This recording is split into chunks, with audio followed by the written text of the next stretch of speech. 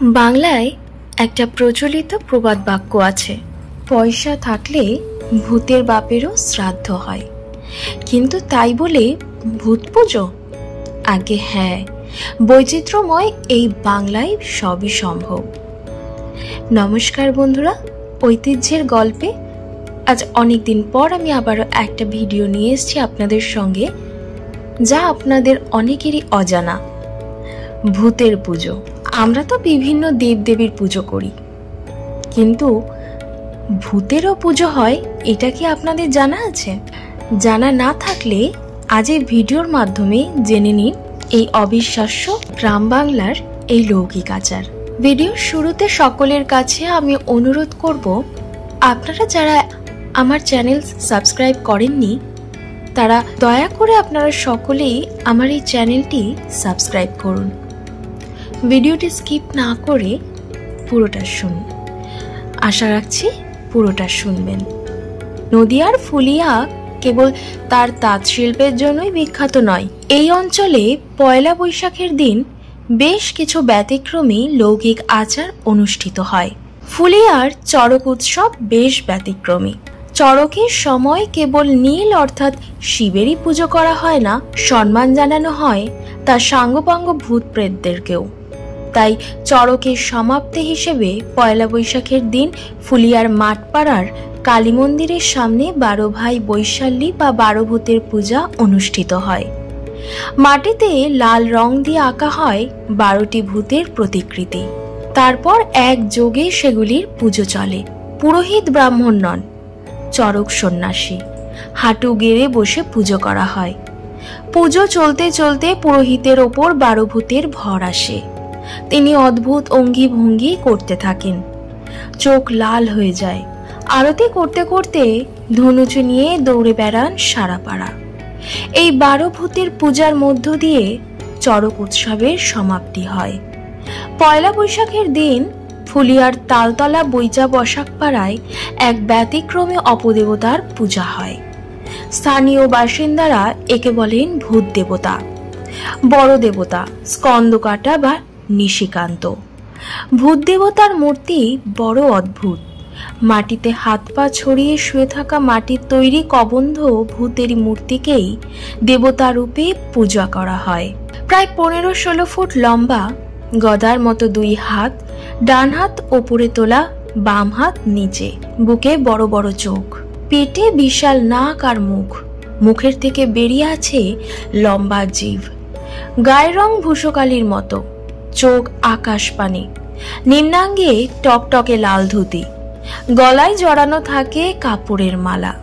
চট করে দেখলে মনে হবে একটা মাটির ঢিপি থেকে কেউ হাত পা বের করে তাতে চোখ মুখ এঁকে দিয়েছে। তান্ত্রিক আঙ্গিকে জনগণের আড়ালে নিভৃতে এই ভূতের পুজো হয় না। খোলা আকাশের নিচে সকলের সামনে ভর সন্ধেবেলায় ভূত দেবতা নিশিকান্তের পুজো হয়। মূলত একদিনেরই পুজো। পাঠা বলি হয়। পুজো শুরুর আগে পুরোহিতের শরীরে ভূত দেবতার ভর আসতে হয়, না হলে পুজো শুরু হয় না। একে বলে ভূত চালান দেওয়া। পুজো শুরুর আগে স্থানীয় শিব মন্দিরে সন্ন্যাসী শিবের অনুমতি প্রার্থনা করতে যান। তখনই তার ওপর ভূতের ভর আসে। ভূতের ভর এলে পুরোহিত অসংলগ্ন অঙ্গিভঙ্গি করতে করতে পুজোর আসনে এসে বসে পড়েন। সেই সঙ্গে এসে উপস্থিত হন ঢাকিরা। গোটা পুজোয় একটা বিশেষ তালে ঢাক বাজতে থাকে। এই বিশেষ ছন্দটিও নাকি ভূতেরই নির্দেশে পাওয়া। প্রথম দিকে স্বাভাবিকভাবে পুজো চলতে থাকলেও শেষের দিকে ভর ক্রমশ চড়তে থাকে।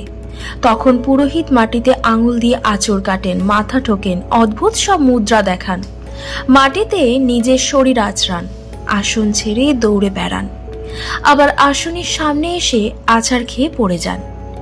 এই সময় সাধারণ মানুষ ওনাকে স্পর্শ করলে মহা বিপদ। এমন ব্যতিক্রমী পুজো দেখতে দেখতে ঘোর লেগে যাচ্ছিল। এমন সচরাচর বৈদিক বা তান্ত্রিক পুজো দেখতে পাওয়া যায় না। ভূত দেবতার এই পুজো উপলক্ষে তালতলা বসাকপাড় মেলা বসে, যা ভূতের মেলা নামে পরিচিত। এই ব্যতিক্রমী পুজো দেখতে দূর দূরান্ত থেকে বহু মানুষের ঢল নামে ওই দিন। এই পূজা মূলত চালু করেন তালতলার বসাক পরিবার। এদের পূর্বপুরুষরা থাকতেন বাংলাদেশের টাঙ্গাইল জেলার বামুনকুইচা গ্রামে। পরবর্তীকালে দেশভাগের সময় ওই পরিবার ফুলিয়া চলে আসে। ফলে তাদের উপাস্য ভূত দেবতাও সেই থেকে ফুলিয়াতে পূজিত হয়ে আসছেন। নিয়ম মেনে এখানেও নববর্ষের দিনেই হয় ভূত পুজো। মূলত 70-এর দশকের দিকে এই পূজা বসাকদের পারিবারিক পূজা হলেও পরবর্তীকালে তা সার্বজনীন হয়ে ওঠে। মূলত বাচ্চা কাচ্চাদের ভূতের প্রকোপ থেকে রক্ষা করার জন্যই ভূত দেবতার পূজা করা হয়।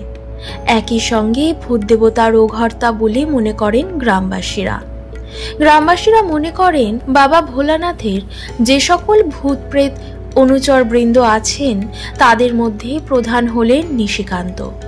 পুজোর দিন যে পাঠা বলি হয় সেই পাঠার মাংসই প্রসাদ হিসেবে বিতরণ করা হয় পরের দিন। আশেপাশের অঞ্চলে বেশ কয়েকটি স্থানেই এমন কবন্ধ ভূতের পুজো হয়। সবকটা মাটির মূর্তিতে শোয়ানো, গঠনে সামান্য 19-20। বসাকপাড়া থেকে একটু দূরে মাঠপাড়ার মাঠের মধ্যে এক বিশাল শেওড়া গাছ আছে। সেখানে দুটি ভূতের পুজো হয়। সেই শেওড়া গাছের তলায় 12 ভূতের পুজো হয়। এই পুজোটি বেশ দর্শনীয়। চারিদিক অন্ধকারের মধ্যে গা ছমছমে পরিবেশে সন্ন্যাসীরা একে একে ভরে পড়েন। তখন তাদের বিচিত্র অঙ্গিভঙ্গি দেখতে দেখতে শরীরে কাঁটা দিয়ে ওঠে। সেই সঙ্গে বাজতে থাকে বিচিত্র তালে ঢাক এবং ধুনুচির ধোঁয়ায় চারপাশ ভর্তি হয়ে যায়। মাঠপাড়ার ভূত পুজোয় পায়রা বলি হওয়ার চল আছে। মাঠের অপর প্রান্তে একটি অশ্বত্থ গাছের তলায় আরেক ভূত দেবতা। আকৃতিতে ছোট তবে বেশ ভয়ঙ্কর। ভূত দেবতার এই পুজো কোনো অবার্চিন পুজো বা খামখেয়ালি পুজো নয়। ভগবান শিবের পুজোর পাশাপাশি তার সাঙ্গপাঙ্গদের সম্মান প্রদর্শনের এমন উদাহরণ সত্যি ব্যতিক্রম। শক্তি পূজায় বসার আগেও ভূতেদের উদ্দেশ্যে মাস ভক্ত বলি দিতে হয়। নিশিকান্ত বা কবন্ধর পুজো হয়তো এর চেয়ে খানিকটা বৃহৎ আকারের ভূত প্রেতেদের সম্মান প্রদর্শন। অনেক শাস্ত্রজ্ঞ জ্ঞানী পণ্ডিতের কাছে হয়তো এই পুজো হাস্যকর হতে পারে। গ্রাম বাংলার এই অদ্ভুত লৌকিক আচারের বিস্তারিত শুনে যদি আপনার ভালো লেগে থাকে অবশ্যই কমেন্টে জানাবেন।